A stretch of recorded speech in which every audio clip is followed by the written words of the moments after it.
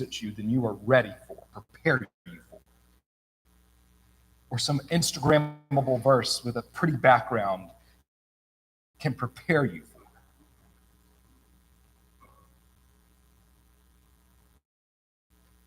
In college, I was exposed to new ideas. I experienced the greatest suffering in my life.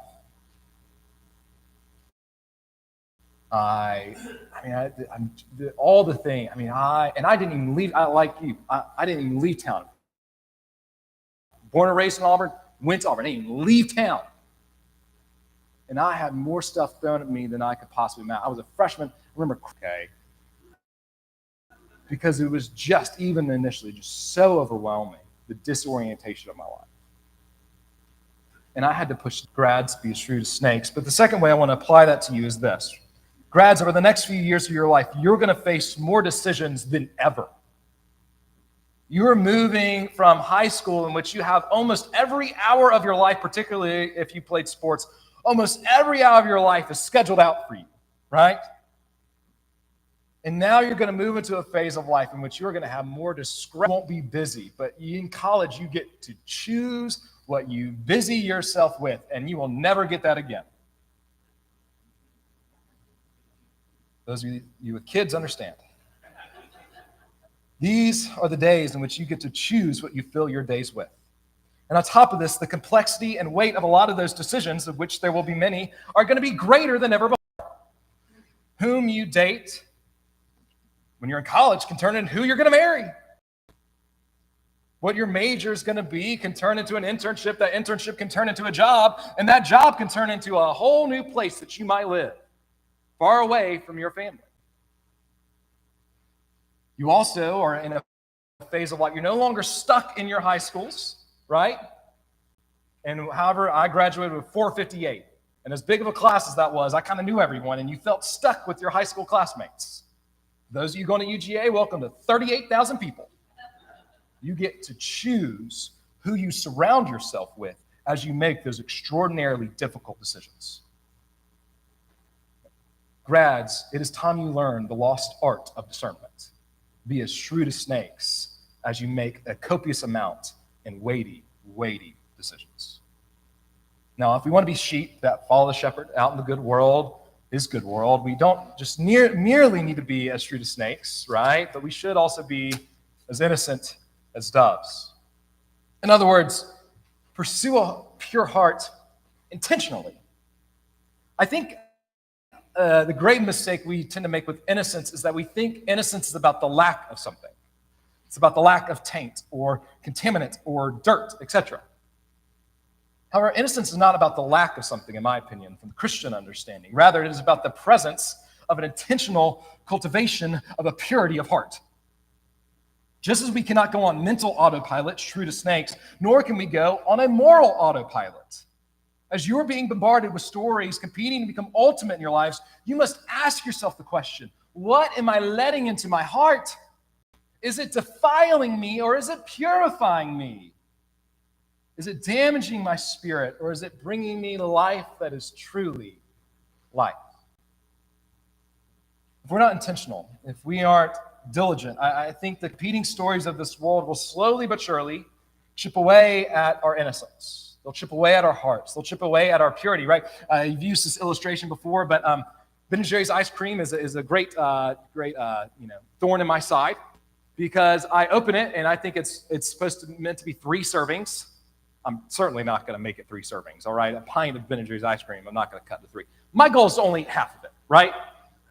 However, as we're watching Severance, which is what Mary Beth and I are watching right now, so we're watching Severance, slowly but surely what happens? The whole pint is gone. The stories of this world will work in that way. You don't understand that you're consuming them. You don't understand they're shaping you, get the joke there, and forming you. But they are. But they are. And so, you have to wrestle innocence, not a lack of something, the presence of something. It's the presence of you asking the question, is what I'm taking in defiling my heart or bringing me life and life abundant. For there's no such thing as the status quo. There's no such thing as spiritually neutral. The lie of the status quo is its existence. In the Screwtape Letters, C.S. Lewis really captures this beautifully. The Screwtape Letters, C.S. Lewis is writing in the voice of an older demon, training a younger demon, and how to lure a young Englishman away from the Christian faith that he is new to. And one of the most famous passages comes when C.S. Lewis is articulating this idea of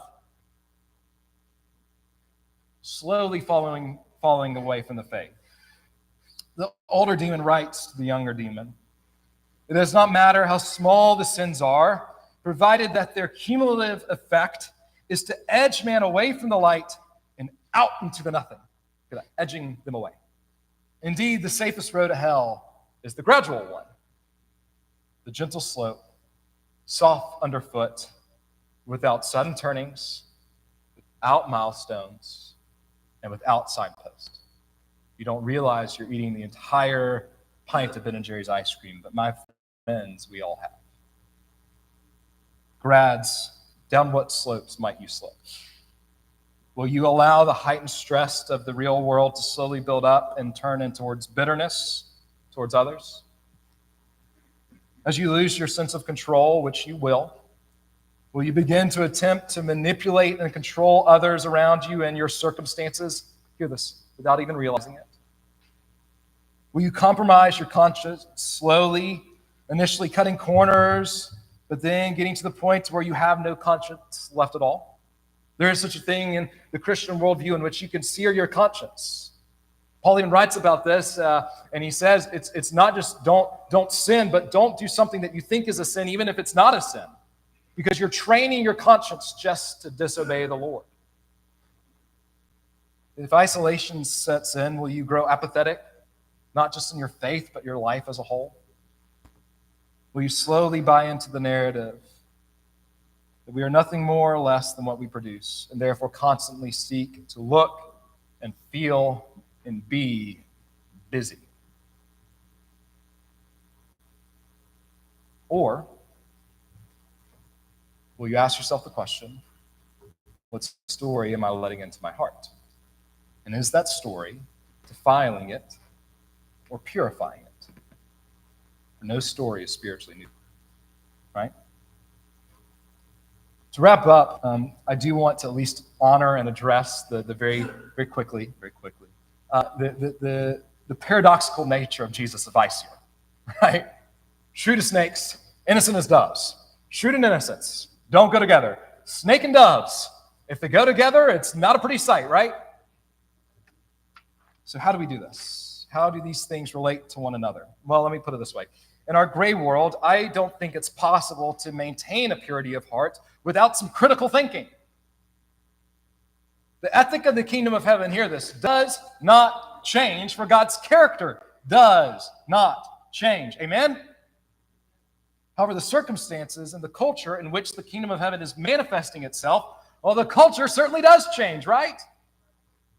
And so we must ask, what does this mean for us today? How does this Christian ethic apply to the world in which I am now living? Otherwise, you'll leave, hear this, if you don't do that, you will end up leaving areas of your life unsubject to the reign of God. And your faith will be reduced to nothing more than a Pharisaical legalism. Checking off boxes, doing certain things, not doing certain things. If you don't probe to the why, that's all your faith is. For example, just quick example. Does the Bible have anything to say about your iPhone? Yes or no? Directly? Absolutely not. Do biblical principles have a lot to say about how we use our iPhone? Yes. It takes critical thinking to get from point A to point B there, though. And you are going to have to start doing that as you live out your faith in the real world. You want to be innocent, you want to cultivate a purity of heart, begin using your brain. In the 1990s, a scholar of evangelicalism, Mark A. Knoll, wrote a book called The Scandal of the Evangelical Mind. Have you heard of it? The scandal This was his finding. The scandal of the evangelical mind was it doesn't exist. And that we have just bought into some sort of emotionalism and said this is faith. We're going to have to use our brains to navigate the moral complexity of the world in which we live. In the same breath, a good rule of life to live. So that, by the way, that is, if you want to be as innocent as doves, you better be as shrewd as a snake. But also hear this. If you want to be as shrewd as a snake, you better be as innocent as a dove. You want to be smart, be innocent. Counterintuitive, but true. A good rule of life to live by is this: a pure heart leads to a clear mind, while a deluded heart leads to a cloudy mind. Think about it this way. We have all either ourselves, we've all done this, but let's just say we've all watched a loved one become illogical because of a lack of purity of intention. Right? They have a hidden motive, and we have watched them weave a web of lies and begin talking nonsensically to justify that lie to both themselves and to others. A polluted heart leads to a cloudy mind. You want to be shrewd as snakes? Be as innocent as a dove. You want to be smart? Be innocent and pure in motive, so that your mind won't be deluded by the things of this world. And you might have a clarity of vision because you don't have ulterior motives. And so, grads, this morning, as we join as a church with Jesus in sending you out to live a life that proclaims and lives in the fullness of the kingdom of heaven in the real world, we want to encourage you to heed Jesus' advice now more than ever. He is sending you out like sheep among wolves. Be as shrewd as snakes. Be as innocent as doves. If you want to respond to the sermon in any way, I invite you to either come forward or meet one of our elders in the back.